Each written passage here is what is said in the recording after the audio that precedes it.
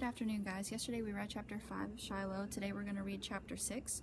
Just a reminder that yesterday Judd Travers showed up over at Marty's house and he asked where his dog was, and Marty lied about Shiloh being hidden in his backyard. He's kind of lying to a lot of people at this point, his family and Judd Travers.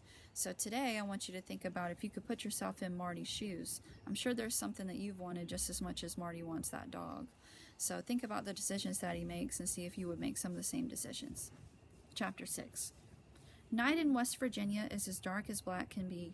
No car lights sweeping across my walls or ceiling like when I stay overnight with David Howard down in Friendly. No street lamps shining in the windows. No lights from next door houses. Where I live, there ain't no street lamps at all. No house close enough to see from our windows. My eyes are open anyway. I stare up into the darkness of the living room, and the darkness stares back. I'm remembering how once, several years ago, when Ma bought milk chocolate rabbits one Easter for me and Darlene, I'd finished mine, but Darlene only took a nibble of hers every day or so, keeping it up on her dresser in its pink and yellow tinfoil, driving me nuts. And one day I just crept in there and ate off one of that rabbit's ears. Darlene, of course, threw a fit, and when Ma asked me if I'd done it, I said no. I could feel my cheeks and neck burning red. "You sure, Marty?" she asked. I'd only nodded and left the room. It was one of the worst days of my life. About an hour later, Ma came out onto the porch where I was pushing myself slow in the swing and sat down beside me. "You know, Marty," she said, "Darlene don't know who ate the ear off her candy rabbit, and I don't know who did it, but Jesus knows. And right this very minute, Jesus is looking down with the saddest eyes on the person who ate that chocolate. The Bible says that the worst thing that can ever possibly happen to us is to be separated forever from God's love. I hope you'll keep that in mind." I just swallowed and didn't say anything, but before I went to bed, when Ma asked me again about that rabbit, I gulped and said yes, and she made me get down on my knees and ask God's forgiveness, which wasn't so bad. I honestly felt better afterwards, but then she said that Jesus wanted me to go in the next room and tell Darlene what I'd done, and Darlene had a fit all over again, threw a box of Crayolas at me, and could have broke my nose, called me a rotten greedy pig. If that made Jesus sad, Ma never said. Now, as I study the darkness in the room around me, I'm thinking about lies again. I hadn't lied to Judd Travers when I said I hadn't seen his dog in the yard today. That was the honest-to-God truth, because Shiloh hadn't been anywhere near our yard. But I also know that you can lie not only by what you say, but what you don't say. Nothing I'd told Judd was an outright lie, but what I'd kept inside myself made him think that I hadn't seen his dog at all. "Jesus," I whisper finally, "which do you want me to do? Be 100% honest and carry that dog back to Judd so that one of your creatures can be kicked and starved all over again, or keep him here and fatten him up to glorify your creation?" The question seemed to answer itself, and I'm pretty proud of that prayer. Repeat it to myself so as to remember it in case I need to use it again. If Jesus is anything like the story cards from Sunday school make him out to be, he ain't the kind to want a thin little beagle to be hurt. The problem's more mixed up than that, though. I'm lying to my folks as well. I'm not eating the leftover meatloaf I've put away. Every bit of food saved is money saved that could go to buy Darlene a new pair of sneakers, so Ma won't have to cut open the tips of her old ones to give her toes more room. Every little bit of food wasted is money wasted. If we ever have the least little bit of money to spare that doesn't have to go for the care of Grandma Preston, first thing we all want is a telephone so we don't have to ride down to Doc Murphy's to use his. But the way I figure, if it's food from my own plate, I would have eaten myself, but don't. What's the harm in that? Next morning when I get up to see Shiloh, I put the rope on his collar and lead him to the other side of the hill again, out of sight of all but God. Then I let him go, and we race and tumble and laugh and roll, stopping now and then just to lie in the clover, me on my back, Shiloh on his stomach, both of us panting and nuzzling each other.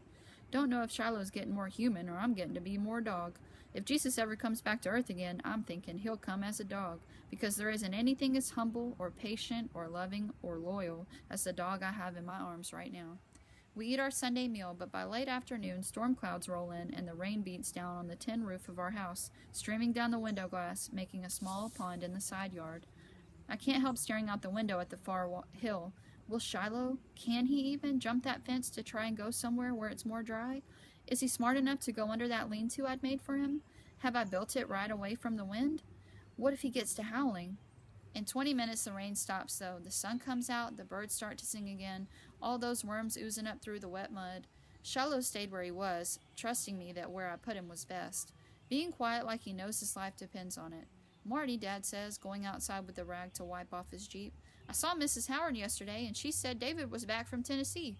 Wanted to know when you boys would get together. She said David would like to come up here someday next week." "I like David Howard fine, but I sure don't want him up here. David likes the hill, always wants to play there. He's not afraid of snakes the way Darlene is. David, in fact, likes to go to the very top of that hill and then go running lickety-split down it, racing to see who's first to the fence at the bottom. Likes to climb the trees up there, too, and play lookout." "Well, I'll go down to David's tomorrow," I say. "I'd rather do that." "Why don't you do both?" Ma says, coming to throw some mash to the hens. "You've hardly seen any friends all summer, Marty. Why don't you go down to Friendly one afternoon and ask David to come up here another?" "There's nothing much to do up here," I say, not knowing how else to answer. It was the wrong answer. Both Ma and Dad were looking at me now. "You said just the other day you had plenty to do here," Dad tells me, wringing out his rag at the pump. "Lots for me to do, but not much for David Howard," I say. A lie. That's a flat-out lie. Funny how one lie leads to another, and before you know it, your whole life can be a lie. I sit on the porch swing later, not even bothering to push it, and listen to the table being set inside. "What do you figure is wrong with that boy, Lou?" Dad's voice. "Just being 11, I guess," Ma tells him. 11's a moody age. Was for me, anyways. "You think that's all it is? What pleases you one day don't please you at all the next. What more do you think it is? Don't think he's got that dog on his mind still, do you?" "11's got about everything on its mind," Ma answers. And then the evening news comes on, and Darlene and Becky come out to the porch, leaving the TV to Daddy. Darlene's got the devil in her tonight. A little bit bored with summer, but not quite ready for school to start. Just for devilment, she plunks herself down beside me in that swing and starts doing everything I do. I sigh, she sighs. I rest my arms on my head, she does the same. Gets Becky doing it too, both of them laughing to beat the band. When I have my fill of this nonsense, I decide to go up the hill and see how Shiloh's doing, but as I go down off the porch, Darlene gets up and makes as if to follow me. I stop. "I'm looking to find me a snake stick," I say as if to myself. "I'm looking to find me a snake stick," Darlene says. I don't pay her no mind at all. Just start walking along the edge of the yard, picking up a stick here, a stick there. Darlene tagging along behind. "It's got to have the longest handle and a good, strong fork at the end," I say, because that was the biggest, meanest snake I ever saw in my life. Darlene stops dead still. She couldn't say all that right if she tried, but she's not interested anymore in trying. "What snake?" she says. "Snake I saw up on the hill this morning," I tell her. "Must have been 4 or 5 feet long, just looking for somebody's leg to wrap itself around." Darlene don't go a step farther. Becky don't even come down off the porch. "What you going to do with it when you find it?" Darlene asks. "Try to keep it from biting me first. Pick it up with my stick second. Put it in a sack and carry it clear on up past the Shiloh schoolhouse. Let it out of the woods there. Won't kill it unless I have to." "Kill it," says Darlene. "Get your gun and blow its head off." "You've been watching too much stuff on TV, Darlene," I tell her. "Even snakes got the right to live. I'm thinking how if I ever become a vet's helper, I gotta take care of pet snakes too." Next day, to head off David Howard from riding up from Friendly on his bike, I go down to see him. I attended Shiloh first, taking a fistful of scrambled eggs left over from breakfast, a bit of bacon, and a half a slice of whole wheat toast that I stuck in my jeans pocket. It's not enough for the dog, I know, but probably more than he'd get from Judd. It's not enough for me either. Sneaking off half my breakfast, lunch, and dinner for Shiloh like I'm doing means me going half hungry all the time. But if I eat extra, then it means Shiloh's costing us money we can't afford. I fill my pockets with wormy peaches before I set out for Friendly, biting off each piece, spitting it out in my hand, and picking out the worms before I pick it back up and put it in my mouth. It pleased me that Shiloh was sleeping in his lean-to when I'd gone up that morning. The ground was dry under there, and I'd brought up some old gunny sacks from the shed for him to lie on, made it seem more like a bed to him, more like a home. The walk to Friendly takes a good long time unless I hitch a ride.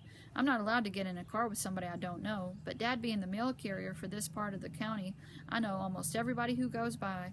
The first person to come along this day, though, is Judd Travers. When I hear the sound of a motor and turn to see his truck slowing down, I turn forward again and keep on walking, but he pulls up beside me.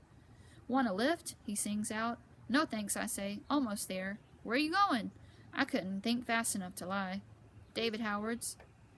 "Man, boy, you ain't even halfway. Hop in." I know I don't have to unless I want, but if he's already suspicious about me, that'll only make it worse, so I get in. Remember, we're trying to think of ourselves, putting ourselves in Marty's shoes. Would you have done the same thing and gotten in the car with Judd? "See my dog yet?" First thing out of his mouth, "I've been looking all over the roads," I tell him in answer. "No beagle." "Well, I don't think he'd stick to roads," Judd says. "Not a dog as shy as him. Shy as a field mouse, except when he's around rabbits. That's what the man said who sold him to me, and he sure was right about that." "How much did you pay for him?" I ask. "Got him cheap 'cause he's shy. $35. Worth a lot more than that as a hunting dog, if I could just keep that animal home." "You gotta treat a dog good if you want him to stick around," I say, bold as brass. "What do you know about it?" Judd jerks his head in my direction, then turns the other way and spits his tobacco out the window. "You never even seen a dog, did you?" "I figure a dog's the same as a kid. You don't treat a kid right, he'll run off first chance he gets, too." Judd laughs. "Well, if that was true, I would have run away when I was 4. Far back as I can remember, Pa took the belt to me. Big old welts on my back, so raw I could hardly pull my shirt on. I stuck around, didn't have any place else to go. I turned out, didn't I?" "Turned out how?" The boldness in my chest is growing, taking up all the air. Now Judd sounds mad. "You trying to be smart with me, boy?" "No, just asking how you turned out. Somebody who was beat since he was 4. I feel sorry is what I feel." Do you really think Marty feels sorry for Judd? Judd's real quiet a moment. The big old wad of tobacco in his cheek bobs up and down. "Well, don't go wasting your sorry on me," he says. "Nobody ever felt sorry for me, and I never felt sorry for nobody else. Sorry's something I could do without." I don't say anything at all. We reach the road where David Howard lives, and the truck slows down. "I could walk from here," I tell him. "Thanks." I get out. But as I come around the truck to cross the street, Judd leans out the window. "Like I said, that dog's a shy one.